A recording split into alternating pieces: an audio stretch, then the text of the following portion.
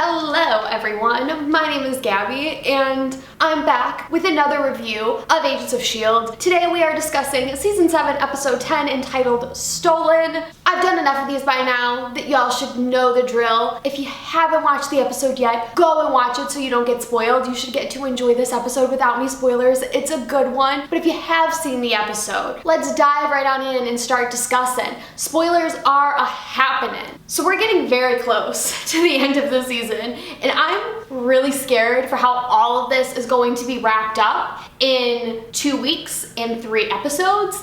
There's a lot going on, but I'm hopeful that the writers are going to do a good job. I trust them. This episode for me, I don't want to say that it may end up being my least favorite of the season. I just feel like I was so anxious watching it, and it was not a fun time. But I definitely enjoyed the episode a little bit more the second time around, and there were some good moments that I'm excited to discuss with all of you.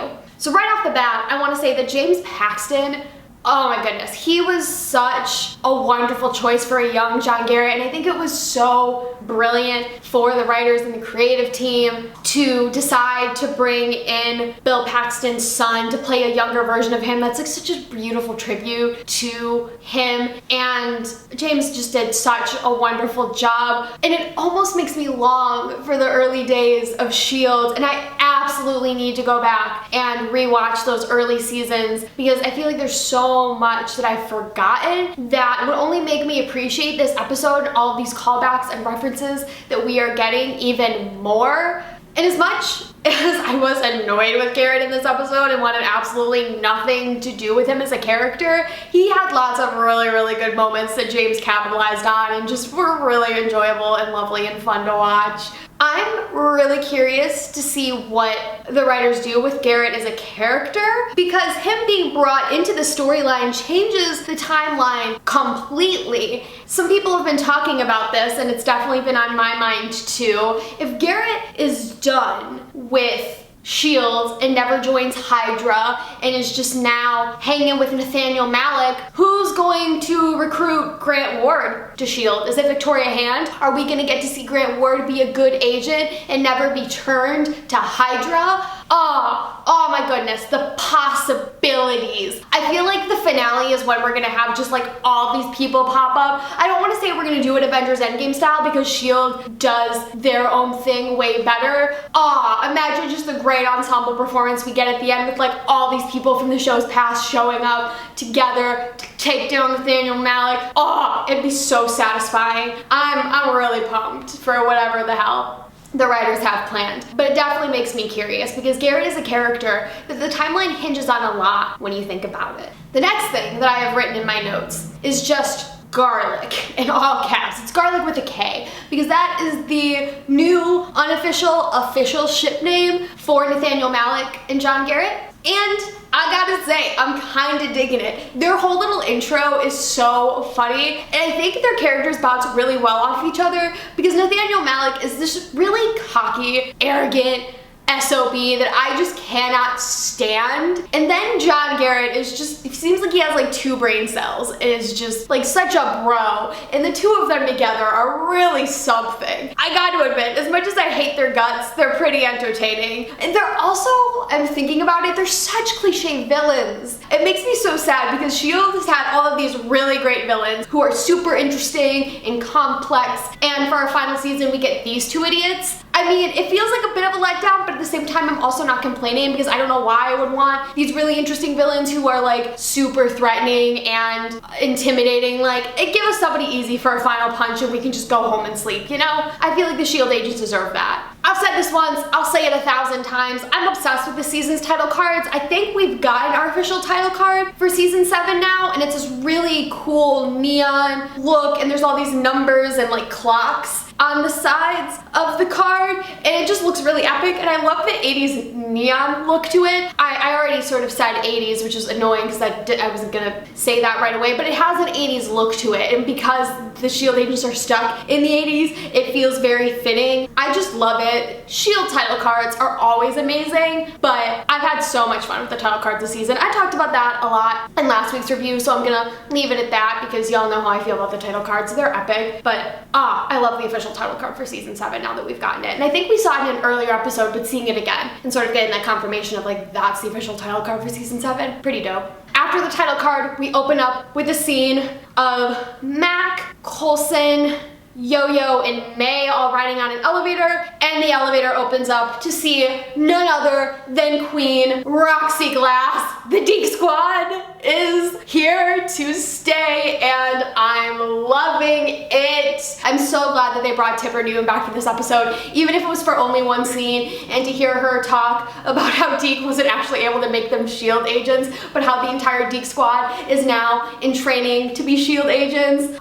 It just fills my heart. I love the Deke Squad so much, and there has been talks on Twitter of people wanting a Deke Squad spinoff, and I would like to say aye to that. I would sell my soul for a Deke Squad spinoff. There's nothing in this world I've ever wanted more than to get to see that whole crew together and just kicking ass, and it just be so entertaining and fun. I need it. I need a Deke Shaw spinoff. I need a Deke Squad spinoff. Please, somebody give it to me. In Roxy's conversation with Coulson and Mac, she brings up the Triskelion, which is several years ahead of time, like Project Insight was. So I'm assuming that our focus is going to shift to the Triskelion at some point, either in the finale or in next week's episode. And it'll be interesting to see how that contributes to the plot. But I love that they sort of dropped that in there and are like, we're going to come back to this. Our next scene is between Sousa, Daisy, and Simmons. They're all in the lab, and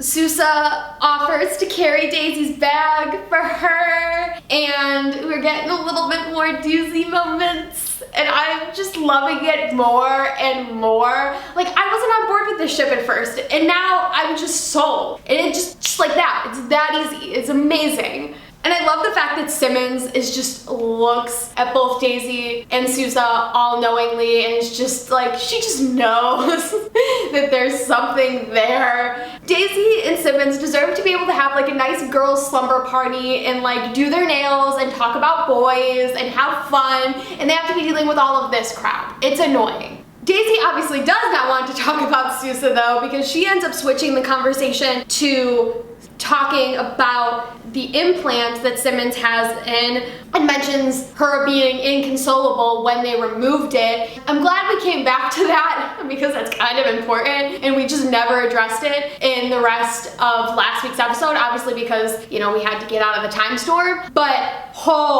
I thought that we were gonna get a whole flashback episode of Simmons and Fitz and Enoch inventing time travel and finding out everything that happened there, but I don't think that's happening because we don't have time for it. So I think at most we're going to be getting like a few sentence explanation as to what the hell happened, and maybe we'll get a few flashback scenes but not a whole flashback episode. I'm just so curious as to where all of this is going to go and how they're going to be able to explain all of this in such a short time frame. I trust the writers, I do, but I feel bad for Simmons that she's having to go through all of this, and we've just been waiting so long to get answers, and she herself doesn't have them either. Remember when I asked what Malik's endgame was because I just found him to be a very boring and stereotypical villain? Well, we got the answer in this episode, and apparently it's immortality, which, like, the face palm, like the slam my head against the desk moment that I wanted to do when I heard him say that, I could not have had more of a stronger urge to want to just like bang my fist against a wall. Why immortality? Why is that the most cliche villain thing in the world? Why is Nathaniel Malik so villainy and cliche? He just, it's like he walked right out of like any like 80s villain movie. He's so boring. Why do you want immortality? What is that going to do for you? Are you afraid of death?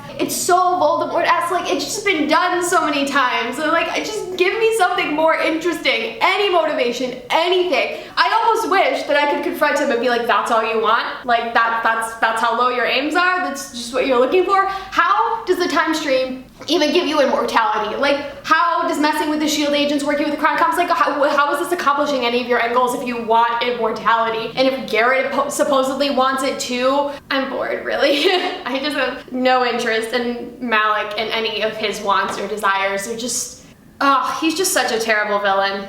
So Jiaying shows up at the lighthouse with Gordon, and the team is talking through a game plan to rescue all of the Inhumans. And through this conversation, Daisy finds out that she has a sister, and she freaks out at May because she finds out that May knew about this and didn't say anything, and May tried to and then got cut off by Jiang's appearance in the lighthouse, which is unfortunate that Daisy didn't get to find out beforehand. Daisy Johnson has really just gotten screwed over time and time again by the show, and I feel so bad for her that she could have had an older sister, and that her older sister in the original timeline committed suicide, sending Jiang away from Afterlife and leaving her to meet her husband and have Daisy. Wow, it's a lot to take in and for her to process. I'm gonna be so curious to see what Daisy and Cora are like together. At this point, Cora feels really gone. I feel like maybe Daisy's the only one that can turn her if they have some sort of conversation, but she just seems hell-bent on revenge and has just been like lured into Nathaniel Malik's spell, which I don't understand because he's the most cliche villain ever. I mean, if you're angry, I get it, but how can you watch this and feel any sort of satisfaction out of watching other people suffer? I just don't understand her, how she was so easily swayed by him. She should know better. She's smarter than that. But speaking of Malik and Cora, I know that I've said multiple times in this video already that Malik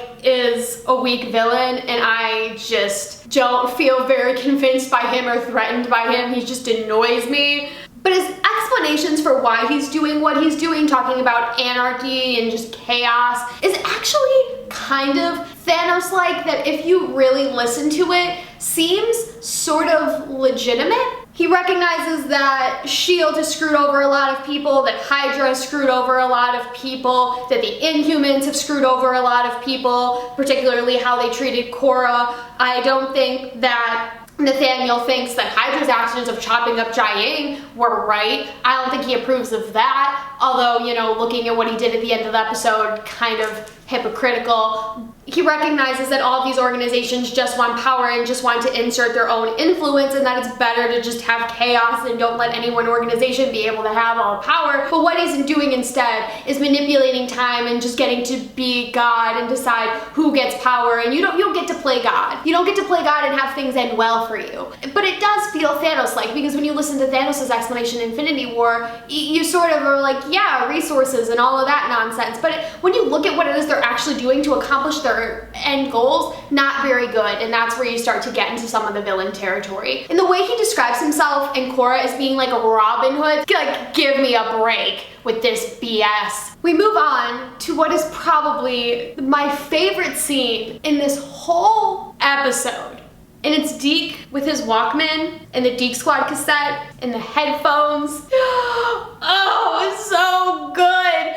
I spent a decent chunk of this episode asking myself, where is Deke Shaw? Why have we not seen him yet? And when the episode finally gave me my answer, they did it in the best way possible. Deke singing along to his cassette and having a whole Star-Lord moment made me so happy you don't even know. Jeff Ward, for so long, has talked about if he were to team up with any Marvel character, he would team up with Star-Lord, and it really felt like the writers listened to us. Like, that felt like such a beautiful moment that was gifted to all of us Deke Shaw fans, and I just loved, I loved every moment of it. And Jeff Ward singing along to the cassette, it was everything. Like, look, it's not the realness that we were served in 707, but it was a nice treat. And I love the fact, and I didn't think about this initially, but I've started to think about it a little bit more now. I talked about the whole unreliable narrator trope that 707 established by having Deke narrate the whole episode through those conversations with him in May that set the story up in frame.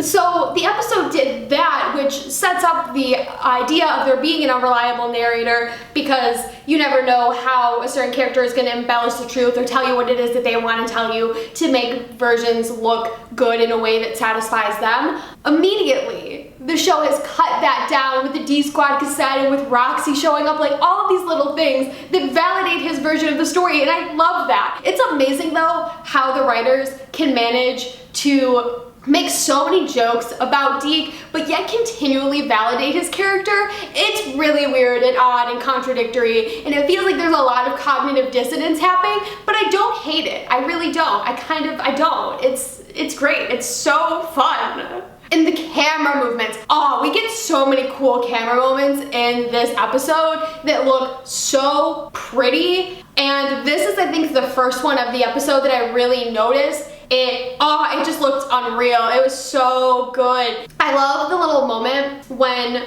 Simmons taps Deke on the shoulder and he just jumps all startled. I was like, that's so cute. Can you tell that I just can't get enough of Deke Shaw, that I will take every possible opportunity to just scream about everything he does? Even if he's only in 2 scenes the whole episode, I will take like 10 minutes to just scream about how good those scenes are. I have a problem. It's fine. So the one scene that we do get with Deke, he's all soft-spoken and really quiet, and it's so different from his usual loud self, and I really loved it. He's such an interesting character because he has so many highs and lows, and he's just all over the place. And I can't get enough of him. He's amazing. It breaks my heart when Deke says that staying in the 80s wouldn't be his worst case scenario. He has a family with the SHIELD agents, and he shouldn't have to feel like he's constantly having to wander. He should feel accepted. But what makes me really frustrated about this scene, that I just wanted to like shake him and be like, what are you doing? You mentioned something about on the bright side, at least we're still alive. Why did you say that? Why did you jinx it? That's unspoken. Of course you're still alive. But you wanna know what? Now that you said it, you may not be. And look at the way that this episode just ended. You shouldn't have said it. You shouldn't have said it. You shouldn't have said it. But this conversation that Simmons and Deke have is really beautiful and endearing. Simmons is really starting to think that Fitz is dead because the time drive immediately started malfunctioning when they took out the chronocoms, and she's believing that every jump was auto-programmed and that Fitz isn't out there. And Deke immediately cuts that idea down and was like, Fitz is out there, we're gonna find him, everything is gonna be fine. And the fact that he is just the eternal optimist and is really trying to reassure Gemma through all of this is so lovely, and I love the Simmons and Deke scenes that we have been getting in this episode. I love how we've been building the relationship between their 2 characters, and I'm gonna miss the Fitzsimmons family so much when this show is over. Coulson, Gordon, Yo-Yo, and Mac all travel to Afterlife to try to free the Inhumans. Coulson and Gordon are the first 2 to go into Afterlife, and they get caught immediately. And we get this gorgeous tilt shot to open up from commercial break of Coulson in handcuffs, and he's having this conversation with Malik. Oh man, like I said, there's so many good camera angles that are really defying expectation, and it really sets up this idea of things being unstable and abnormal. And I love how camera movements can convey those sort of things, like this unspoken way of storytelling that I love, and SHIELD does it so well. Whole notes are just like pretty camera shot after pretty camera shot after pretty camera shot, because there's so many of them. And I think that is probably my favorite part of this episode, is all of the camera movements, because there's so many good ones. So Coulson gets to meet a young Garrett, and Garrett makes a joke about watching Coulson die so many times, and Coulson asks which one is his favorite, and we get a joke about Loki!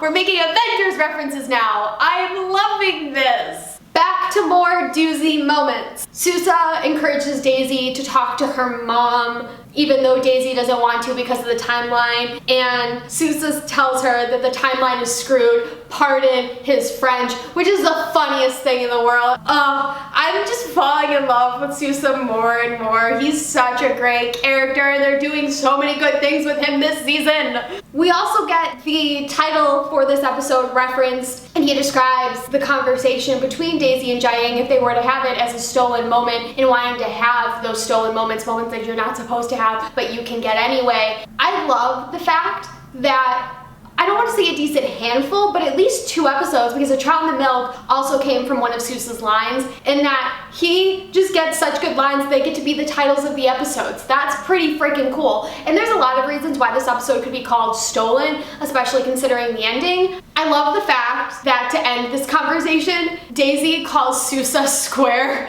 and he just is like harsh, but yes. And I've never felt anything more in my soul than that description, that reaction, that response. So Garrett gets Gordon's inhuman power, which, great, giving more idiots inhuman powers. That's exactly what this season needs. And Garrett gets all excited and freaks out about it. And Coulson is just so annoyed and is like, you teleported, because Garrett doesn't know the word for it. He's like, I was there, and then I was there. Garrett has less brain cells than your average living thing. God, what? I can name any living thing. It has more brain cells than John Garrett. And Coulson's annoyance. I feel like it's just like a little bit of it rubbing off from having to be stuck in the time loop. Like, he's just so done with everything. And I feel that so much. It's unreal.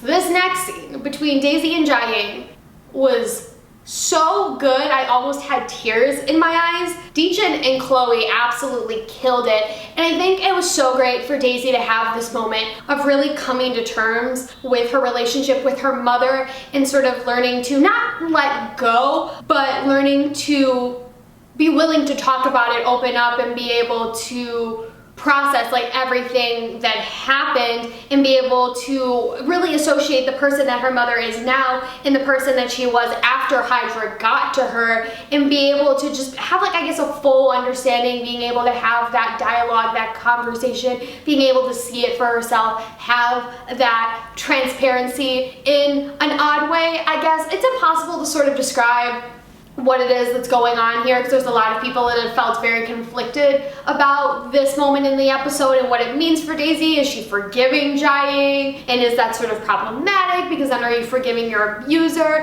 and letting them get away with something that should be wrong? And there's lots of gray lines here, but I thought it was a really, really beautiful scene. And I think that for Daisy as a character, she's gone through so much, and to be able to have this moment with her mom and see that her mom is a good person, that her mom is willing to fight for Korra to end, and recognizes that Korra's been a good person and has a good heart and has just been twisted by Nathaniel Malik and his logic, and that ever since Terra Genesis she hasn't been the same, despite the fact that before they had a really, really strong relationship, and that maybe she could have done better. And I love this line that Jiaying says about trying to do the right thing comes out all wrong, and how you have good intentions and it always gets misconstrued because you don't do something strongly enough, or there's something more you could have done, and there's always those what ifs, but that you're trying and that you do care and that that's what's most important. It's just a really, really beautiful scene. I thought it was really powerful for Daisy and Jiaying to have that moment. I was so glad they brought Jiaying back for this season. I think she was a really smart choice for characters to call back to, and Deechan did such a good job in this scene. Chloe as well, and her quaking the glass of water. I mean, everything about this scene was really good, and Sousa being there and mediating and being there for Daisy until he recognizes that she can handle the rest of her conversation on her own. It was so good. So now that Garrett has his inhuman power, he's able to jump him and Malik to the lighthouse, and they're in a storage closet, and Garrett picks up something off of the floor, and it's a Deke Squad shirt, and he says that he saw the Deke Squad open for Twisted Sister. I love this. I love that this is canon. I love the fact that we are validating everything that Deke Shaw told us in 707. I love the fact that Garrett is a fan of the Deke Squad, because that could have some implications later on. I feel like we're absolutely going to make a joke about it in next week's episode, and I will be screaming about it to all of you when it does happen. And I was going through a little bit of cognitive dissonance that moment. I was like, no, get your hands off that Deke Squad shirt. Get away from Deke Shaw. No, no, no, no, no. But at the same time, I had to appreciate that line and thought it was very funny. Gordon sacrifices himself to help him and Coulson get out of that room. It's really sad that the last thing that Max says to Gordon is no hero business. And what he does is exactly could be defined as hero business. The death toll in these episodes is skyrocketing. First we lose Enoch, now we lose Gordon, we lose Jiaying at the end of the episode. Stop killing people. Let our characters live. We get a May and Garrett fight sequence in this episode. It's very short, but I just wanted to call out the fact that Ming-Na Wen is amazing and her fight sequences are always amazing. And that little conversation that May and Garrett have is really good. Garrett being like all obnoxious and May just being like, no, fists is everything. Mac, Coulson, and Yo-Yo free the Inhumans. We get to see Yo-Yo using her power to her fullest extent. She runs at the guy who has the power to summon knives, and he throws it. Yo-Yo immediately catches it and just jams it into his leg. Yes, yes! It looked so good. It was so cool. I was just like so happy to see the SHIELD team just like kicking ass and taking names. Ah, amazing. And I love the fact that when Coulson goes to talk to Cora brings up Daisy and Coulson is like, no, Icer, and just does not want to have any more of that conversation. It's great. We get what is probably the best scene in this whole episode next, with all of these just camera angles and interesting stuff going on. And Nathaniel finds Daisy and Jiaying as they're about to escape, and he tells Jiaying about Daisy being her daughter and everything that was supposed to happen to them in the original timeline. And just as he is about to tell Jiaying that her husband was going to be the one to kill her, Daisy just quakes him to the ground, and then Malik gets up. He's like, well, sure, very strong, give that like a B+, B-. I was like, oh, okay, sure. He's like, but mathematics, I've had my powers longer than you, and he just quakes her and she just like spins. Like, it looks so good, really good stunt work on that, by the way. And she just falls to the ground, and I was like, oh shit. Like, I wasn't intimidated by Nathaniel Malik at that point. If anything, I was more annoyed, and I was like, oh, sure, you may have had the power longer, but does it make you more powerful? We see that. I mean, it's kind of an anticlimactic moment, but we do see it. But before that, Jiaying starts to use her power to take down Malik and is like, stay away from my daughter. And the fact that she just finds out that Daisy is her daughter, but is still protective of her and defensive of her. I mean, whoa, what a way for her character to go out. And the fact that Nathaniel Malik ends up escaping her grasp and then just kills her, which I don't understand how she died so quickly if she was able to literally survive being chopped to pieces, but she dies being quaked by Nathaniel Malik. Make it make sense, because to me that seems like kind of confusing, but May confirms that Jiaying is dead. So I don't know how all that's gonna work. And now Daisy's never actually been born, so that's a problem. We're just destroying the timeline. We're ripping it to pieces, and I knew this was gonna happen. But the moment where Daisy gets up from the floor after watching her mother die and she just shakes the whole lighthouse, it looks so freaking good. But it's so anticlimactic because May immediately comes in and shoots Malik, and we get something that could have been super powerful and super epic, undercut by May coming in with her guns, and I was like, are you kidding? I was like, I wanted to see this play out. But granted, you know, if it did, probably would have brought down the whole lighthouse, and that's not good. That's not what we want right now. And we also get a camera tilt during this shot. I think when Daisy's getting up, we see the camera tilt as she's looking at Malik walking towards her. It looks really good. So now our next question is, okay, if Malik and Garrett weren't here for Jiaying and her power, who do they want? We get our answer, it's Simmons. Sousa is walking with Simmons, and Garrett gets to Simmons before Sousa can do anything, and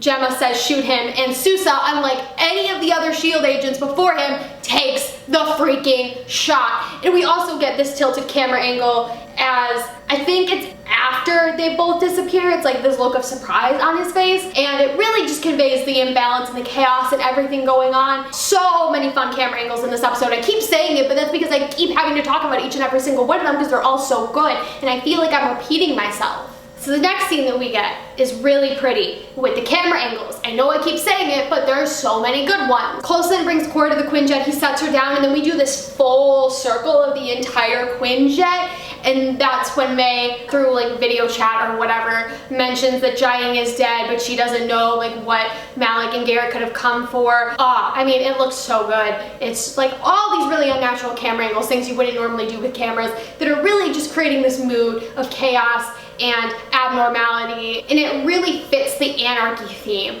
that Nathaniel Malik is trying to bring about. It's some good stuff. Sousa comes in and tells May that Simmons has been taken, and immediately May's question is, where's Deke? And the minute that line came out of her mouth, I slammed my hand on the table that was in front of me and just let out this guttural scream of no. Because you wanna know where he was? He's on the freaking Zephyr with Simmons and Malik and Garrett. And all of this time, May is trying to get him to radio in, but he has his stupid headphones on and he can't hear it. And then once the freaking Zephyr starts moving, he picks up the walkie-talkie and asks, "Wait, where are we going?" He's like, "We're not going anywhere. You have been taken hostage, you idiot." I don't know how I feel about this right now because I don't want Deke to die. But at the same time, I'm starting to feel more optimistic about it because